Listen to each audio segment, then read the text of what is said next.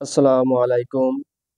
একাদশ ও দ্বাদশ শ্রেণীর সুপ্রিয় শিক্ষার্থীবৃন্দ এবং 2025 সাল ও 2026 সালের যারা এইচএসসি পরীক্ষার্থী আছো তাদের জন্য আমার আজ আলোচনার বিষয় হচ্ছে সংখ্যা পদ্ধতি রূপান্তর।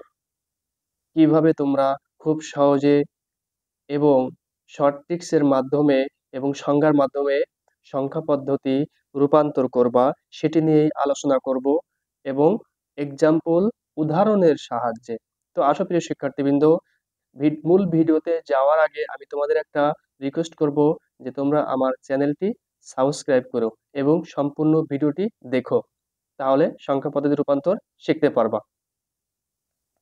তো আসো প্রিয় শিক্ষার্থীবৃন্দ, তথ্য ও যোগাযোগ প্রযুক্তি সংখ্যা পদ্ধতি রূপান্তর, বাইনারি থেকে হেক্সাডেসিমেল সংখ্যায় রূপান্তর করবা কিভাবে।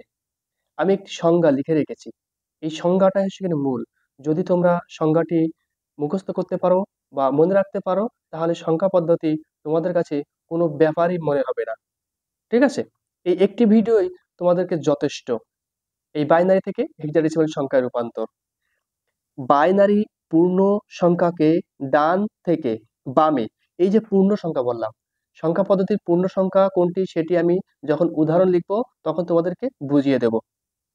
এবং ভগ্নাংশ সংখ্যাকে, ভগ্নাংশ ঠিক ওই একইভাবে বুঝাই দিব এক্সাম্পলের সাহায্যে।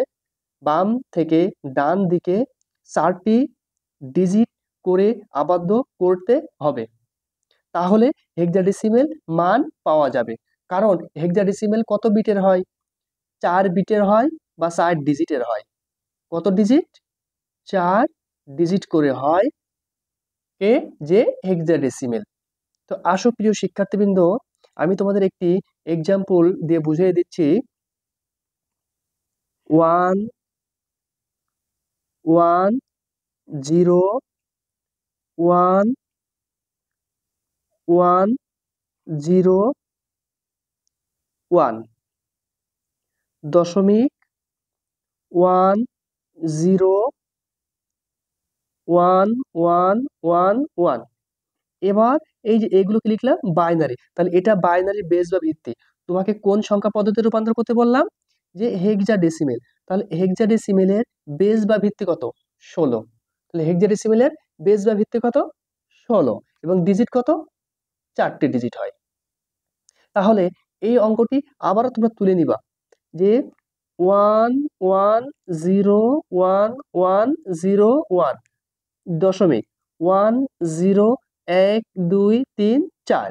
এই যে বলছিলাম যে কোনটি পূর্ণ সংখ্যা আর কোনটি ভগ্নাংশ সংখ্যা। খেয়াল করো প্রিয় শিক্ষার্থীবৃন্দ, এই যে দেখতে পাচ্ছ একটা পয়েন্ট, এটা আমরা ইংলিশে বলি পয়েন্ট, বাংলায় বলি দশমিক এবং তথ্য ও যোগাযোগ প্রযুক্তিতে বলি রেডিক্স। তো এই যে রেডিক্স, এর আগের এই যে অঙ্কগুলো দেখতে পাচ্ছ, এই অঙ্কগুলোকে বলা হয় পূর্ণ সংখ্যা। আর এই যে পয়েন্টের পরে এগুলোকে বলা হয় ভগ্নাংশ। দশমিকের পরে ভগ্নাংশ, দশমিকের আগে পূর্ণ সংখ্যা। তাহলে এবার কি বললাম?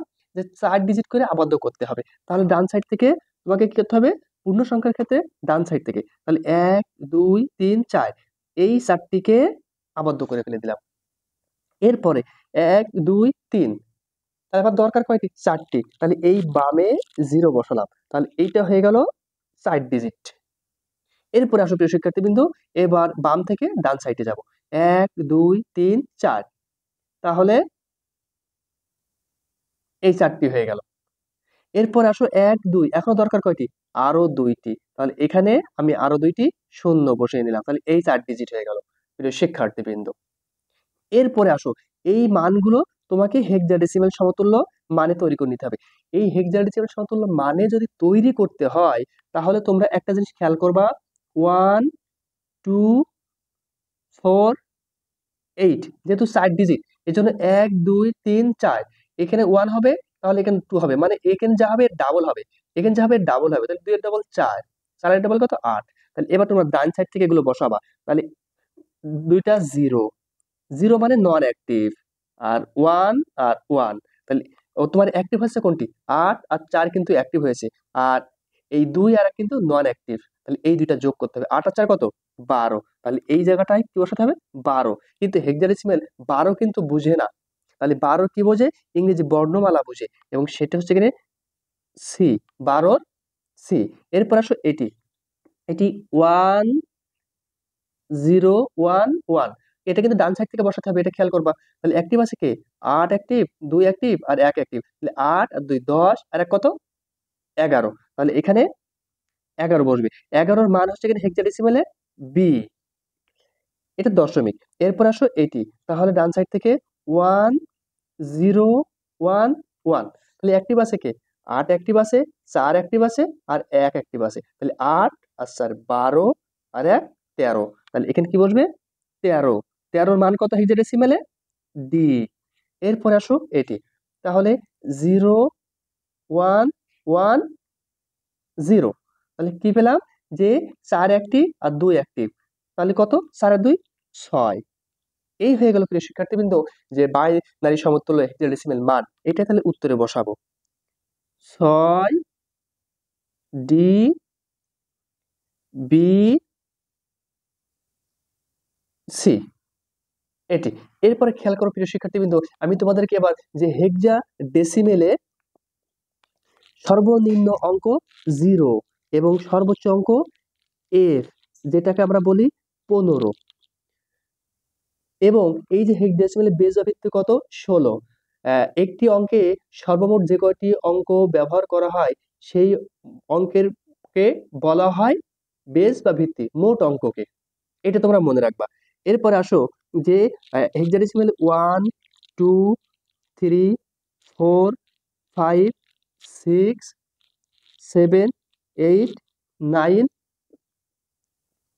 এরপরে 10 আর বসবে না, A B C D E F, তাহলে এর মান কত বললাম? 10, বির মান কত? 11, সির মান কত? 12, ডির মান কত? 13, ইর মান কত? 14, এফ এর মান কত? 15। এই হচ্ছে প্রিয় শিক্ষার্থীবৃন্দ যে হেক্সাডেসিমেল কত ডিজিটের হয়? 4 ডিজিটের, একটি টিক হয়ে গেল। হেক্সাডেসিমেলের বেজ বা ভিত্তি কত? 16, একটি টিক হয়ে গেল। এরপরে আসে যে হেক্সাডেসিমেলের এর মান কত, এর সমতুল্য দশমিক মান কত, বির সমতুল্য দশমিক মান কত, সির সমতুল্য দশমিক মান কত, ডির সমতুল্য দশমিক মান কত, ইর সমতুল্য দশমিক মান কত, এফ এর সমতুল্য দশমিক মান কত। এইভাবে প্রিয় শিক্ষার্থীবৃন্দ তোমরা বাইনারি থেকে হেক্সাডেসিমেল সংখ্যায় রূপান্তর করতে পারবা, এবং কোনগুলো হেক্সাডেসিমেল অঙ্ক সেগুলো তোমাদের খুব সহজে বোঝা হয়ে গেল।